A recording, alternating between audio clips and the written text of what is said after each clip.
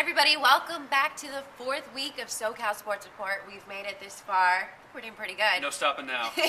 I'm Ailis, Garcia, and my co-host Bobby DeMuro. This week, right now, we are talking about the Lakers, the Clippers, and the Warriors. Who's going to go all the way? Who's looking good? Who's looking hot? What do you think? Well, not the Lakers. Let's just take them out right now. We talked about them last week. They're done. Yeah. And the Kings have been done, but we can talk about them in a minute maybe. I love the Clippers.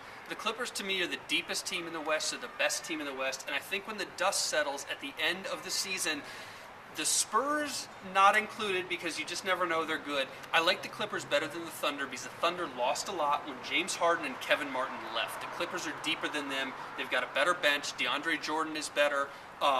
You've got Jamal Crawford as a better shooter, and then four bench guys who really fill out really well for the Clippers. Jared Dudley, J.J. Redick, Darren Collison, and Ryan Hollins are phenomenal at what they do on that team, and I think the Clippers are real dangerous and will be the team to beat in the West in the playoffs. Yeah, I think the Clippers are going to go all the way. I really like Jamal Crawford, not only for his shooting style, but I think he speaks really well, and he could be a great face for the team as well and offer great leadership. You say all the way. Are you saying NBA championship in Staples for the Clippers? Hey, I'd go for it. We'll call that a commitment. Okay, she's that's about the best we're going to get out of Ailis when she's asking to predict. What about the Warriors, though? The Warriors are the fun team. They've got great shooters. How far do they go in the playoffs? I don't know. What do you think? Well, I like them as a shooting team. Steph Curry, we don't need to talk about how great a shooter he is. Klay Thompson's developed. And Harrison Barnes, I think, has been a real nice surprise for them coming out of college.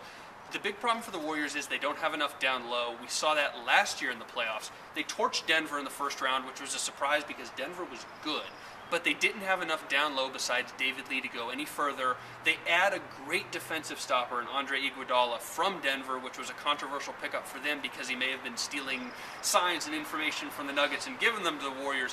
But the bottom line, we can talk about all that stuff all day. I think that even happened with the Auburn game for the final bowl game. It did, and that was even less covert than maybe Iguodala's was. So, but we can talk about Iguodala whether he was right or wrong later. But I think that the bottom line is they don't have enough big men at Golden State to really make a run against the Spurs, the Clippers, and the Thunder when the going gets real tough in the playoffs. Yeah, we're just gonna have to wait and see. That's true. If the Warriors even make the playoffs, I mean, they're a good team, but the West is so stacked. They are really good this year, so.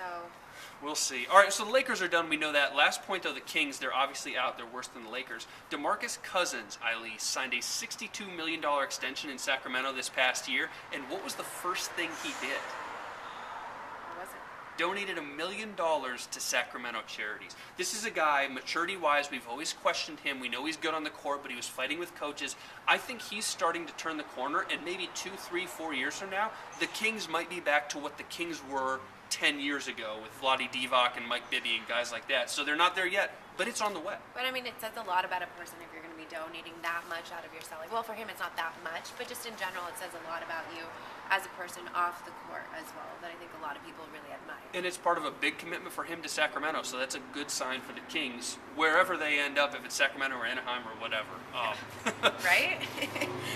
Well, now the topic and the question that I want to ask you is, would baseball survive, NCAA baseball survive on TV? Would people watch it? Is that something people would even want to watch? Why isn't it on TV right now? I don't know why it's not on TV right now. I know you disagree with me on this, but I think it would survive if you did it smart on ESPN. Smartly, intelligently. That wasn't smart. Here's the thing. College baseball at its best is great, and it's not as deep as college football, and it's not as interesting as college football top to bottom.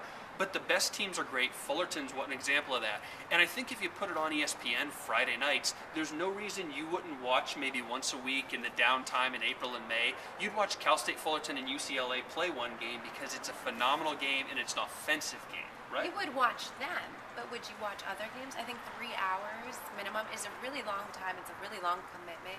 People just don't have the attention span for that anymore. I think people are more interested in watching Little League World Series than they are NCAA baseball. Well, they do like the College World Series, though. I mean, I agree with you, Little League World Series is popular, but I guess so you don't think that week-to-week NCAA baseball I don't think week-to-week would survive. I mean, if you're barely getting turnout at games of teams that aren't really even that good, on TV, you're not going to be getting great ratings for that either. And that is the interesting dichotomy, because I kind of think that college basketball is so popular, college football is so popular. There's no reason baseball couldn't be the next sport. It just hasn't done it yet. At the same time, though, I mean, you played minor league baseball. You know that there's such a huge gap in talent and ability from the college level all the way up to the professional level. Yeah.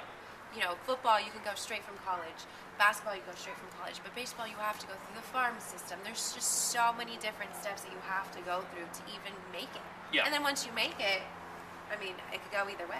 And there's thousands and thousands of guys out there who are like that for every one Steven Strasburg from San Diego Exactly. State who makes it immediately. So you're right about that. The talent gap does take longer to develop. And So, I think, you know, watching that, people just prefer to just watch regular baseball. to preview this college baseball season, though, before we move on, Fullerton picked number 1 preseason. UCLA won the entire thing last year at the College World Series. They're 15th, picked 15th to start this year. I like Fullerton, and here's why. They've got 2 All-American pitchers, Justin Eshelman and Thomas Garza. But here's the kicker. Their third weekend guy is Phil Bickford, who, if you've heard it before, it's because he was drafted 10th overall by the Toronto Blue Jays, turned down over $3 million in signing bonus money to go to Fullerton. Hey, he wants to get an education. At Fullerton, sure. That is a weekend rotation, though. I think that's a great team. We film in Fullerton, so there's no reason we couldn't go to a game this year. Oh, right? we're going.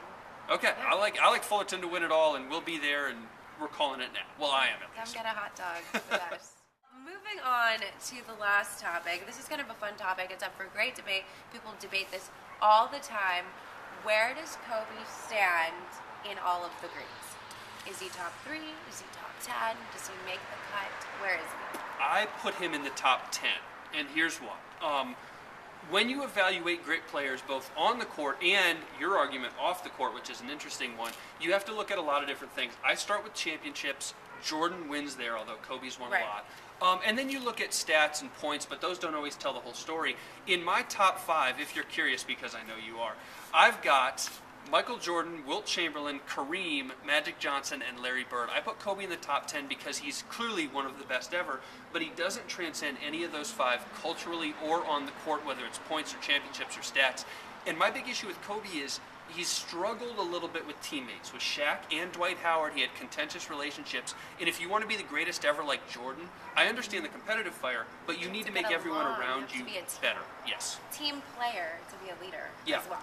Yeah. And Kobe's a great competitive player, but at the same time, if he can't get all of his teammates, you don't have to like each other or love each other, but you have to be able to have an amicable relationship Yeah.